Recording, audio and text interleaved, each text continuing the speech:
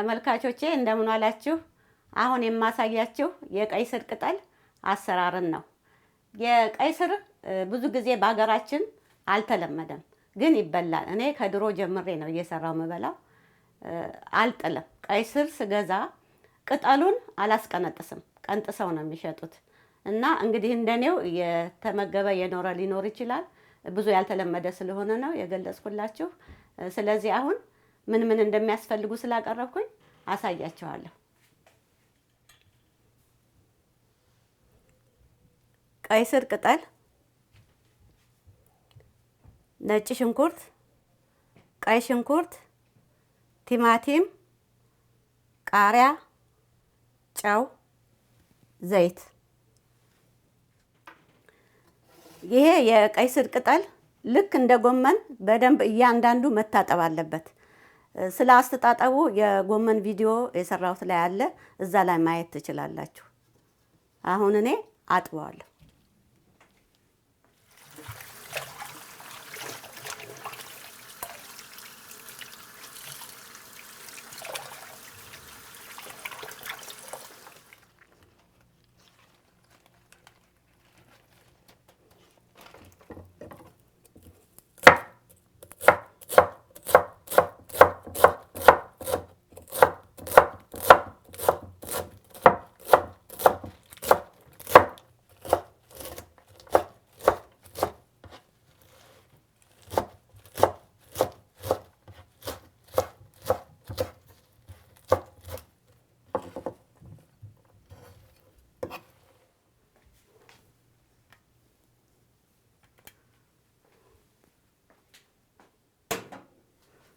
እሳት ለኩሳለሁ። አሁን ቲማቲምና ሽንኩርቱን ነው የምጨምረው። ቲማቲምና ሽንኩርት ከመጨመሪያ በፊት የቀይ ስር ቅጠሉ ምን ያህል ነው የሚለውን ማሰብ አለብኝ፣ በጣም እንዳይበዛበት። ልክ እንደ ቆስጣ ነው ሙሽሽ የሚለው። ስለዚህ ሙሽሽ ካለ ይሄ ከሽንኩርቱና ቲማቲሙ ከበዛ ይፈጣል፣ ጎመን አይመስልም ማለት ነው። ስለዚህ ትንሽ ይበቃዋል።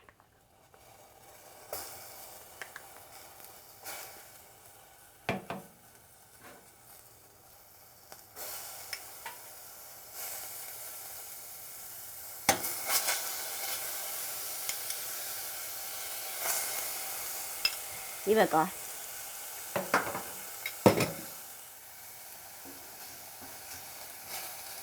ውሃውን መጠጥ እስከሚያደርግ ድረስ እያማሰልኩ እቆያለሁ።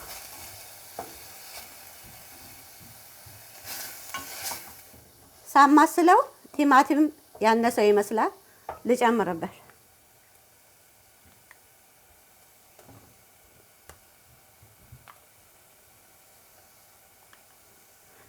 እኔ እንዳይፈጥ ብዬ እንጂ እንደፈለገ መጨመር ይቻላል ማለት ነው።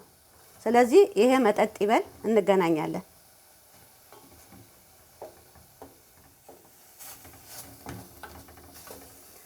አሁን ውሃውን መጥቷል። ነጭ ሽንኩርት እጨምራለሁ። አከታተፍ እንደ ፍላጎት ነው። መድቀቅ ይቻላል፣ ሸርከት ሸርከት ማለት ይችላል። ቀጥዬ ደግሞ ዘይት፣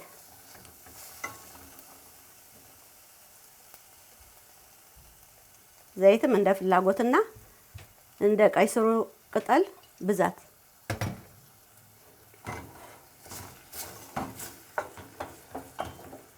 አሁን እቺን ጥብስ አደርጋለሁ።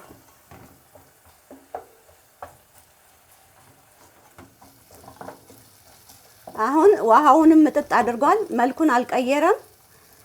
እንደ እህል ወጥ ጥብስ ማለት የለበትም ጎመን ወይም ቅጠላ ቅጠል ሲሰራ ማለት ነው። ስለዚህ ይበቃዋል። እንዳይቃጠልብኝ እሳቱን እቀንሳለሁ፣ ጎመኑን ከመጨመሪያ በፊት ማለት ነው።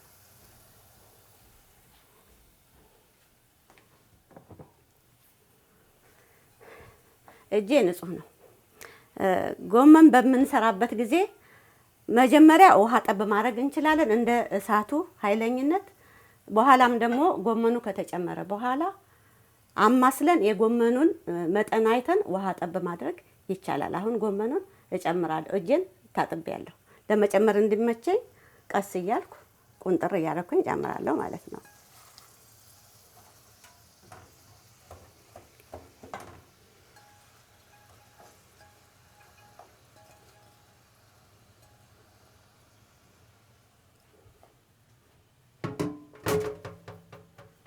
እሳቱን ጨምራለሁ። አሁን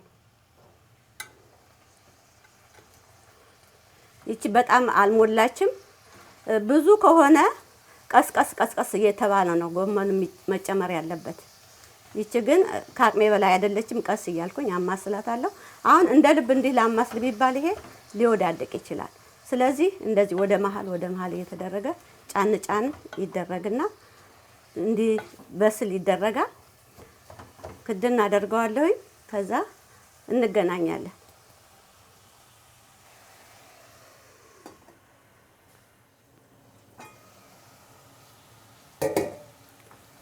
ብዙ መቆየት የለበትም።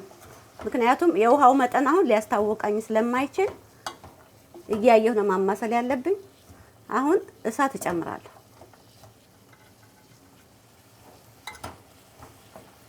እንደገና ክድን አደርጋለሁ።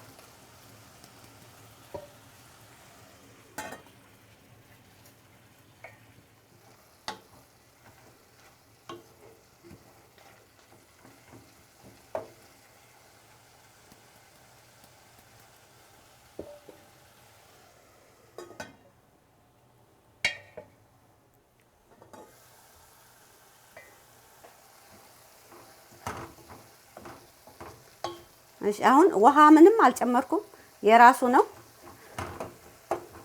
እንዲበስል ክድን አደርገዋለሁኝ። ውሃ ትንሽ ጠብ ላድርግበት። ቅጠሉ ለመብሰል ምንም ችግር የለበትም። ትንሽ እንጨቱ መብሰል አለበት። ለዚህ ነው ውሃ ጠብ ማድረግበት። አሁንም እንዲበስል ክድን አደርገውና አቆየዋለሁ። እንገናኛለን። ይገርማችኋል፣ እኛ ሀገር ሊበሉ የሚችሉ ቅጠላ ቅጠሎች ግን እኛ የማንበላቸው ብዙ ቅጠሎች አሉ። እዚህ ነው ያየሁት። ይበሏቸዋል እና ብናቅ ኖሮ እኛም እንመገባቸው ነበር ብዬ አስቤያለሁ። እስቲ ይሄንን የቀይ ስር ቅጠል ሰርታችሁ የሞከራችሁ ካላችሁ ኮሜንት አድርጉልኝ።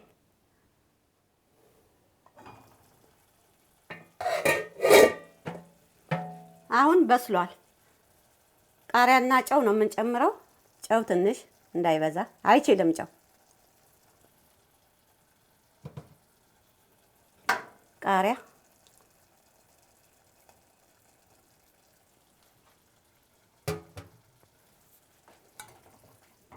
ውሃ ምንም ነገር አልጨመርኩም። ቅድም የጨመርኩት ነው።